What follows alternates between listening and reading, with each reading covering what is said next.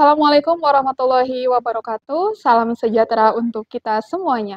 Perkenalkan, saya Anjarsari. Saya adalah mahasiswa PPG Angkatan 3 tahun 2023 LPTK Universitas Negeri Jakarta. Pada kesempatan kali ini, saya akan menampilkan video tentang pembelajaran untuk tugas praktek pengalaman lapangan. Selamat menyaksikan.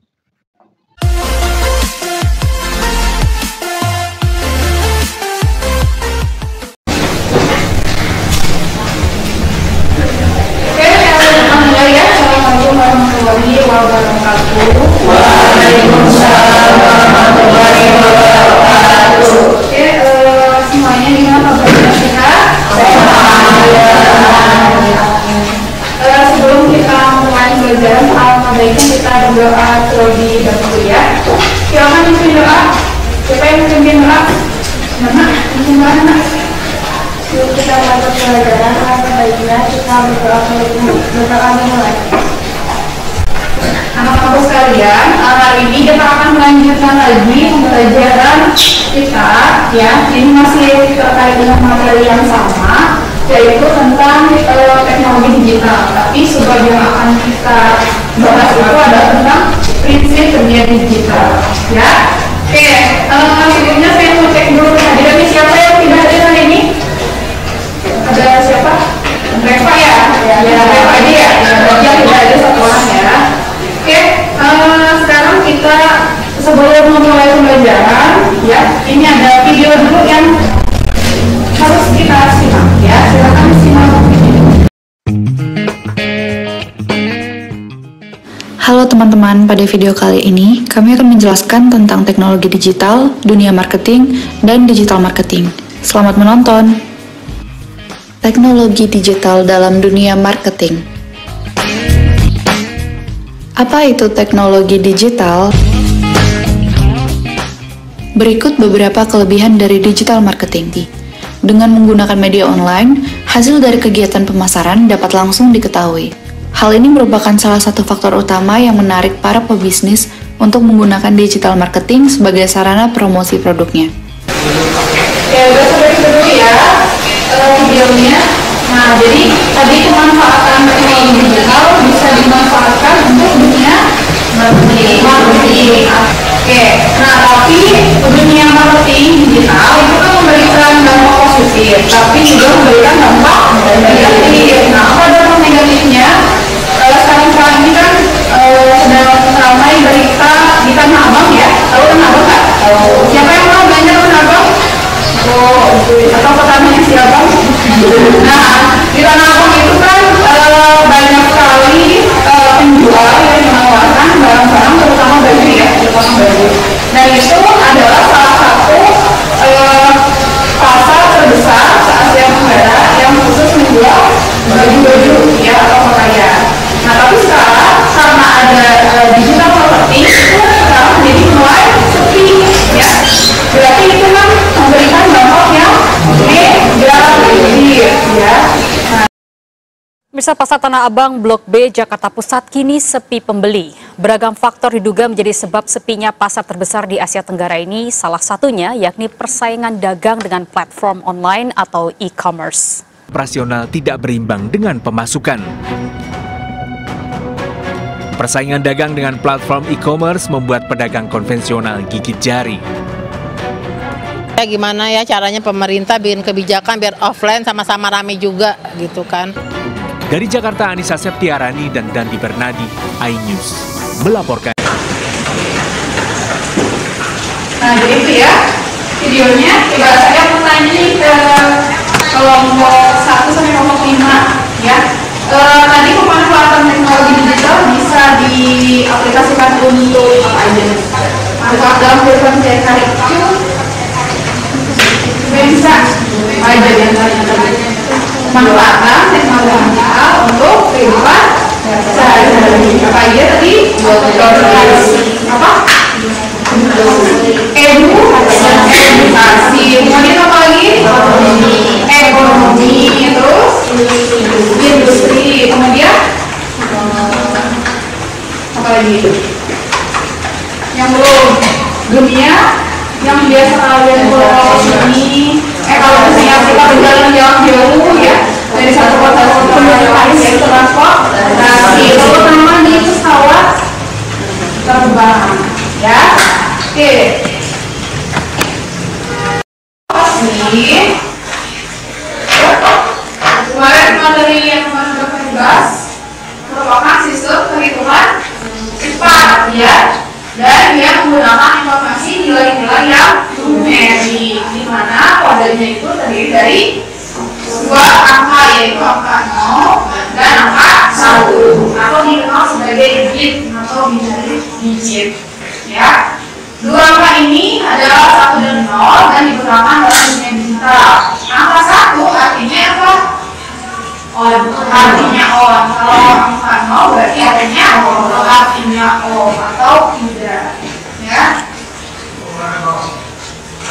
Nah, nanti akan kita diskusikan prinsip digital dalam beberapa aplikasi, contohnya seperti telepon seluler atau telepon genggam, kemudian ada CD atau flash disk sama hard disk. Kalau sebelumnya kan kita membahasnya bagaimana penyimpanan datanya, ya, penyimpanan datanya atau media apa yang digunakan untuk menyimpan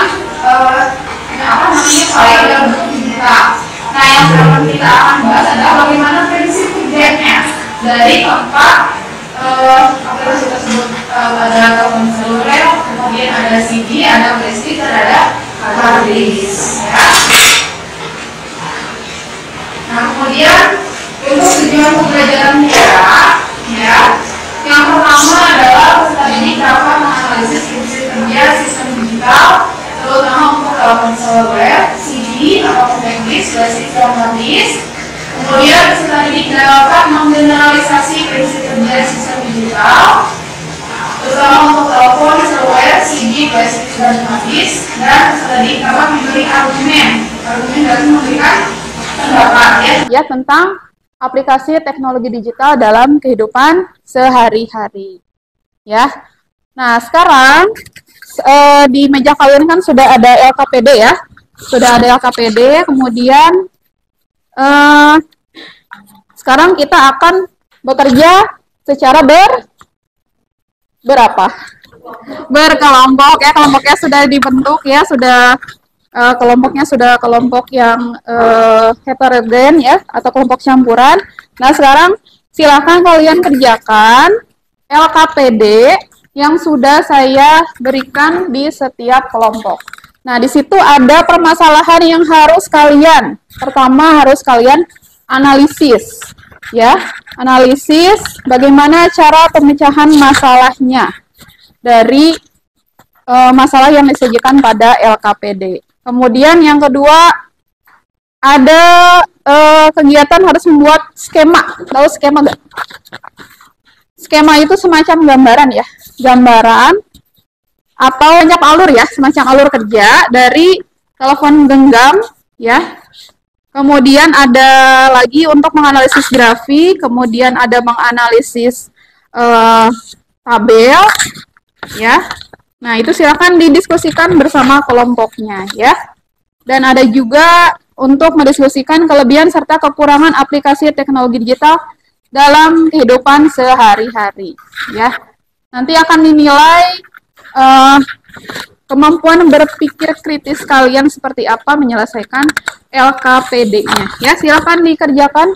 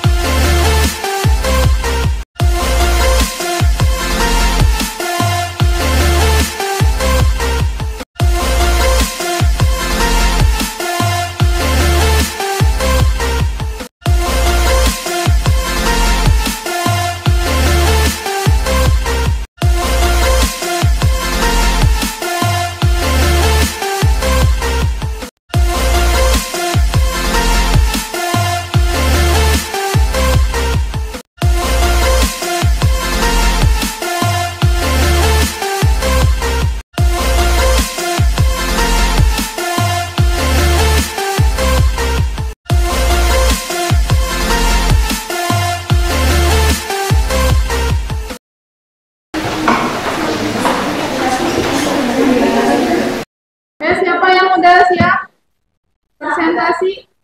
Kelompok berapa? Kelompok 4, boleh.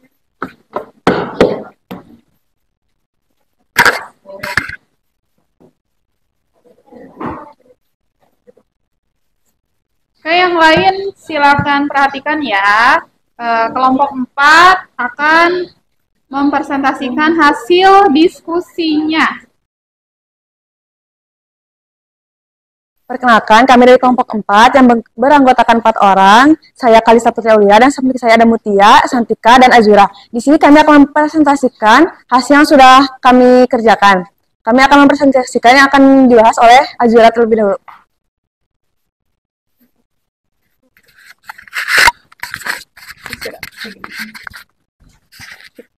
Nah, yang pertama saya akan menjelaskan tentang skema cara kerja compact disc.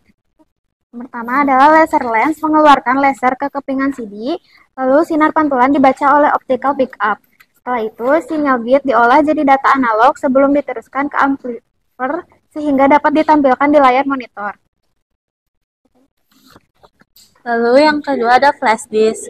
Yang pertama konektor, lalu flash disk menjadi USB, pengontrol penyimpanan menjaga stabilitas perangkat, lalu mengirim kode ke mikroprosesor.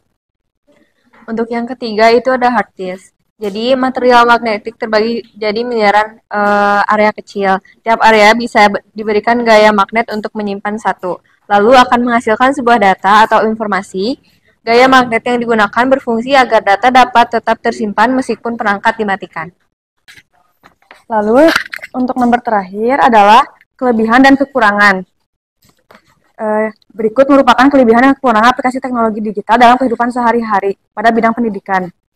Seorang pelajar, bagaimana menyikapi kelebihan teknologi digital dalam dunia pendidikan dan apa saran yang Anda terhadap kekurangan aplikasi teknologi digital dalam bidang pendidikan? Menurut kami, kita dapat memanfaatkan teknologi digital untuk akses informasi yang lebih luas, pembelajaran interaktif, dan kolaborasi dengan sesama pelajar. Untuk mengatasi kekurangannya, memastikan bahwa platform yang digunakan user-friendly dan dapat diakses oleh semua kalangan. Segitu saja pembahasan dari kami. Ada yang mau bertanya? Kan setiap penyimpanan data seperti compact disk, flash disk, dan hard disk memiliki cara kerjanya masing-masing. Nah, apa perbedaannya? Dari perbedaan ketiganya? Ya. Dari perbedaan ketiganya ada di dari perbedaan ketiganya itu ada di penyimpanan, cara kerja, sama portabilitas. Sekian dari kami. Oke. Wassalamualaikum warahmatullahi wabarakatuh. Yang mau maju lagi? Boleh. Kelompok berapa? Kelompok 2. Oke, silakan. Assalamualaikum warahmatullahi wabarakatuh. Perkenalkan, kami dari kelompok 2 yang beranggotakan saya Nana Puspita, saya Asma Raisa, saya Nazia Celia, saya Atalia. Di sini kami akan menjawab pertanyaan dari nomor 3 dan nomor 5. Yang nomor 3, analisis bagaimana keterkaitan antara frekuensi maksimum dengan kecepatan transfer data telepon seluler dari generasi ke generasi. Seiring berkembangnya teknologi, frekuensi yang lebih tinggi cenderung mendukung transfer data yang tidak cepat. Misal, transisi 2G ke 3G, 4G ke 5G, melibatkan peningkatan frekuensi, meningkatkan kecepatan transfer data. Semakin besar frekuensi maksimumnya, semakin besar kecepatan transfer datanya. Kbps. Untuk saran terhadap kekurangan aplikasi teknologi, kan di sini ada beberapa kekurangannya. Yang pertama, kekurangan dari sini tuh pembelajaran menggunakan teknologi itu membuat kita menjadi malas, seperti kayak baca buku atau gimana. Orang-orang tuh lebih sering membuka internet. Jadi kekurangan ini tuh nyebabin seorang orang tuh punya pola pikir yang malas. Kemudian keterbatasan akses internet, terus berkurangnya interaksi dengan pelajar. Jadi walaupun semua pembelajaran itu bisa melalui online, alangkah baiknya kalau misalkan kita masih tetap ngejaga hubungan dan berinteraksi langsung sama guru dan teman. Perkenalkan, nama saya Lintang Azahra dari kelompok 3. Saya ingin bertanya, kenapa kita harus was-was kepada teknologi digital? Pertama itu karena agar tetap menjaga privasi dan keamanan. Kedua, ketergantungan terhadap penggunaan teknologi yang berdampak negatif. Yang ketiga, ketidaksetaraan akses. Dan yang terakhir, penggunaan yang tidak bijak dapat menyebabkan penipuan juga. Sekian dari kami. Mohon maaf apabila ada salah kata. Wassalamualaikum warahmatullahi wabarakatuh. Waalaikumsalam. Ya, terima kasih untuk kelompok berapa? Oh, kelompok 2. Ada tambahan nggak dari kelompok yang lain? Udah? Oke.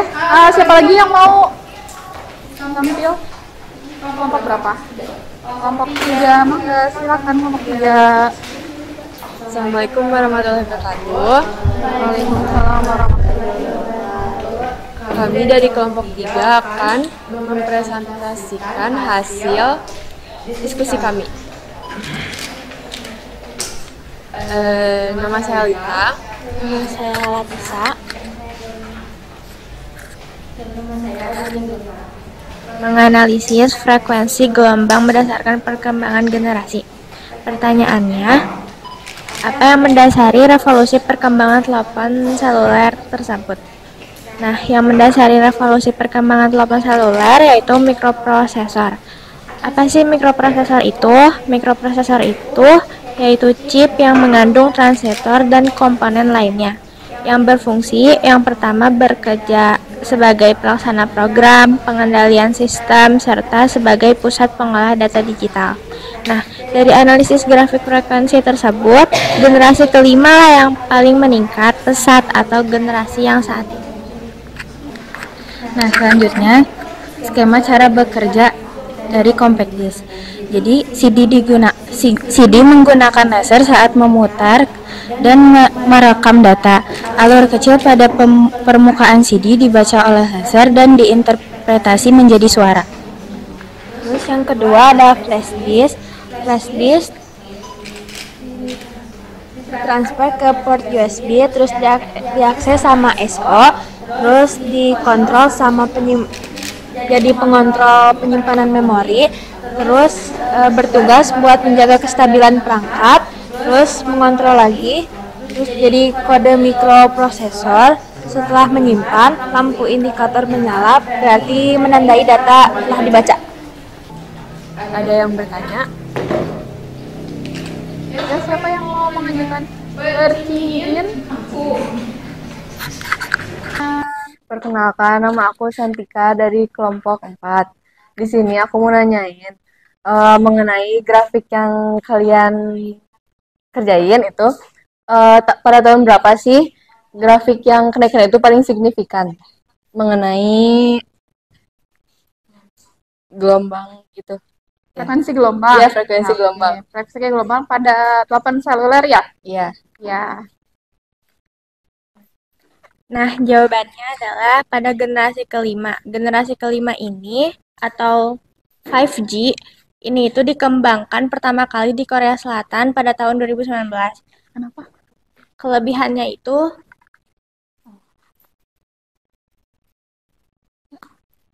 itu dia 100 kali lebih cepat daripada 4G yang gelombang frekuensinya itu 3.500 Hz.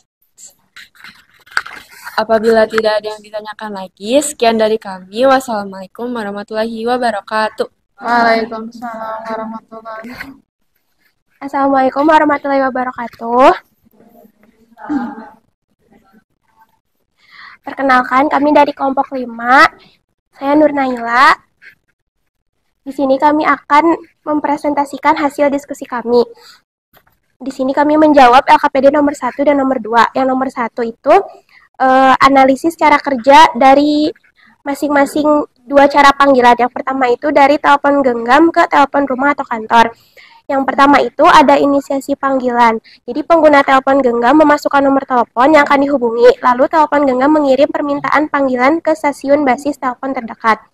Lalu, yang kedua, pengiriman sinyal. Jadi, stasiun basis menerima permintaan panggilan dan mencari telepon rumah atau kantor yang terkait. Lalu, sinyal diteruskan ke sentral telepon yang terhubung.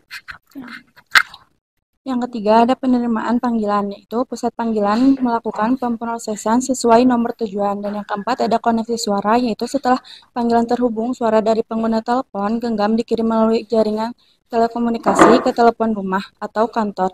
Lalu suara dari telepon rumah atau kantor dikirim kembali ke pengguna telepon genggam. Selanjutnya, pertanyaan nomor 2 yaitu analisis grafik.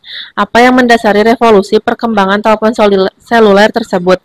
Yang mendasari perkembangan yaitu mikroprosesor yang berfungsi untuk pelaksana instruksi atau program, pengendali sistem, serta sebagai pusat pengelola data digital. Apakah ada yang bertanya? Perkenalkan, aku Naila dari kelompok 1. Mau tanya, apa yang mendasari revolusi perkembangan telepon seluler? Izin menjawab. Jadi yang mendasari perkembangan telepon seluler itu adalah mikroprosesor. Jadi mikroprosesor itu berfungsi sebagai pelaksana program dan pengendali sistem serta sebagai pusat pengolah data digital. Jadi dilihat dari grafik tersebut, makin kesini tuh makin banyak pengguna generasinya dan mikroprosesorlah yang memengaruhi frekuensi gelombang perkembangan telepon seluler. Sekian dari kami. Wassalamualaikum warahmatullahi wabarakatuh. Assalamualaikum warahmatullahi wabarakatuh. Di sini kami dari kelompok 1 dengan saya bernama Anindita. Saya Najwa Nur Faiza. Saya Nona Safawat Mainah. Saya Naila Nur Aziza Maharani. Di sini kami akan memaparkan hasil kerja kami dengan menjawab LKPD nomor 1 dan 3. Untuk nomor 1, kami menganalisis cara kerja telepon seluler, panggilan dari telepon genggam ke telepon rumah atau kantor, dan juga panggilan dari telepon genggam ke sesama telepon genggam. Untuk dari telepon genggam ke telepon rumah atau kantor, jadi panggilan yang dari telepon genggam itu tuh bakalan mengirim sinyal, nanti sinyalnya itu akan dikirim ke pusat telekomunikasi. Nah, nanti dari pusat telekomunikasi ini akan diteruskan panggilannya lewat ke telepon rumah atau kantor. Nah, nanti bel telepon itu berbunyi, lalu penerima akan menerima jawaban dari telepon tetap atau telepon rumah atau kantor. Setelah itu, jika panggilan sudah selesai, bisa ditutup. Lalu selanjutnya, telepon genggam ke telepon genggam. Yang pertama, mikrofon di telepon mengubah suara menjadi sinyal listrik, lalu dikirim lewat gelombang radio ke menara seluler terdekat. Lalu diteruskan ke jaringan telekomunikasi. Di menara seluler yang menerima sinyal tersebut mengirimkannya ke tujuan yang diinginkan. Lalu sinyal tersebut diubah kembali menjadi suara melalui speaker. Nah, dari data ini dapat disimpulkan bahwa semakin tinggi frekuensi, maka semakin cepat kecepatan transfer data telepon seluler. Apakah ada yang mau bertanya? Kenalin, nama aku Asfa dari kelompok 5. Aku mau tanya, tahun berapa generasi ketiga atau 3G dimulai? 3G. Izin menjawab. 3G. Jadi generasi ketiga itu ditemukan pada tahun 1998. Nah, itu kan baru ditemukan, kemudian dikembangkan sampai 2001. Pertama kali diperkenalkan di Jepang. Kalau di Indonesia itu tahun 2006 baru ada 3G, generasi ketiga. Udah tutup dulu. Mungkin cukup sekian yang bisa kami sampaikan. Terima kasih. Wassalamualaikum warahmatullahi wabarakatuh. Oke. Terima kasih ya untuk semua kelompok yang sudah mempresentasikan hasil diskusinya ya untuk menyelesaikan masalah yang ada pada LKPD. Ya, semua jawabannya sudah bagus ya, sudah jelas. Cuman sekarang kita akan lebih diperjelas lagi ya tentang pembahasan dari LKPD-nya itu sendiri. Ya, coba kita cek ya. Nah, kan telepon itu telepon seluler bisa melakukan panggilan antara yang satu ada telepon genggam ke telepon rumah. Masih ada yang punya telepon rumah nggak di sini? Nggak ada ya? Rata-rata teleponnya itu dipakai di kantor aja ya. Rata-rata telepon rumahnya udah jarang ya, karena semuanya sudah menggunakan HP masing-masing. Nah, ini cara kerjanya kalau kita melakukan panggilan dari telepon genggam ke telepon rumah, maka sinyal yang keluar dari telepon seluler itu akan ditangkap oleh wireless ya. Kemudian dari wireless nanti akan disambungkan dengan landline, yaitu kabel telepon rumah. Nah, baru nanti nyambung ke teleponnya itu sendiri, dan barulah suara kita baru nanti sampai ke telepon rumah atau panggilannya baru bisa berlangsung. Nah, yang mendasari perkembangan dari telepon seluler ya, dari generasi pertama sampai generasi kelima itu adalah perkembangan mikroprosesor. Kemudian ada juga grafik hubungan antara frekuensi maksimum ke yang berhubungan dengan kecepatan transfer data. Di frekuensi sama kecepatan transfer datanya sebanding atau berbanding lurus? Berbanding terbalik. Berbanding lurus ya. Jadi semakin besar frekuensinya, maka semakin besar atau semakin cepat kecepatan transfer datanya. Ya. Nah, ini HP zaman generasi kedua, ini zaman ketiga, zaman keempat, nah ini zaman kelima. Ya. Jadi sekarang kalian silakan membuat kesimpulan. Ya. Kesimpulan apa nih yang sudah kita bahas selama proses pembelajaran?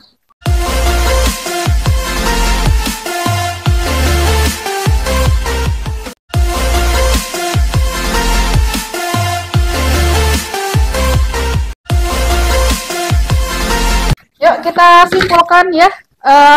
Pembelajaran kita hari ini apa saja yang bisa kita simpulkan? Coba dari kelompok ini. Jadi teknologi itu berkembang sangat pesat dan memiliki dampak yang besar bagi kehidupan sehari-hari.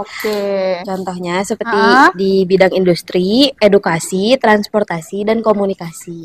Jadi perkembangan teknologi itu sangat pesat ya, sehingga mempengaruhi berbagai. Dari materi pembelajaran ini, kita dapat mengetahui bagaimana telepon genggam bekerja dan dapat mengetahui kekurangan serta kelebihan dari aplikasi teknologi digital. Dan dapat juga mengetahui pemanfaatan dari teknologi digital ini di bidang ekonomi, transportasi, industri, bahkan edukasi. Siapa? Boleh. Enggak, kita gak akan bisa seperti ini, tidak akan bisa ada Gojek, ada Shopee, ada Tokopedia maksudnya. Kalau tidak ada penemu mikroprosesor oleh Chopper. Itu ya kesimpulannya. Jadi perkembangan teknologi itu membantu kita dalam hal jual beli ya. Tadi dalam bidang marketing ya. Jadi kita bisa jual beli secara online ya. Nah, sekarang silakan kalian isi lembar refleksi yang sudah saya kirim ya, linknya. Silakan kalian refleksi diri terhadap materi yang sudah kita pelajari hari ini.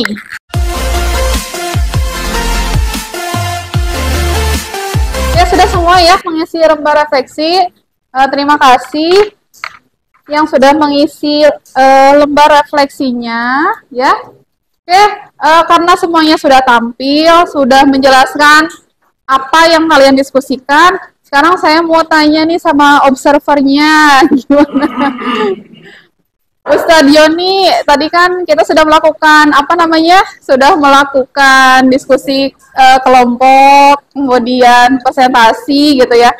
Menurut Ustadz Yoni sebagai observer, kelompok mana yang mempunyai atau yang mendapatkan nilai terbaik dari hasil diskusinya nih Ustadz? Bagaimana Ustadz? Presentasinya itu tegas, lancar jaya. Lancar jaya? Iya, yaitu kelompok 4 gitu kan. Kelompok 4. Ya selamat ya kelompok 4. Ya, jadi penghargaannya adalah berupa ucapan terima kasih dan hebat ya. Kelompok 4 sudah bisa mempresentasikan dengan jelas, dengan tegas, dan yakin dengan jawabannya. Untuk kegiatan pembelajaran berikutnya, berarti kita sudah masuk ke materi yang baru. Ya, apa materi yang barunya? Tentang reaksi inti ya, reaksi inti atom. Ya, terima kasih atas perhatiannya. Nanti tugasnya jangan lupa dikerjakan. Ya, ada tugas dari saya, nanti saya kirimkan. Dan jangan lupa dikerjakan di rumah ya, setelah kegiatan pembelajaran. Oke, kita tutup pembelajaran kita hari ini dengan membacakan doa. Siapa ya yang memimpin doa hari ini? Setelah kita melaksanakan pembelajaran hari ini dengan baik, angka baiknya ditutup dengan hal yang lebih baik lagi, yaitu baca doa. Baca doa dimulai. Oke, terima kasih untuk semuanya. Semoga apa yang kita dapatkan hari ini bisa bermanfaat dan berkah ilmunya.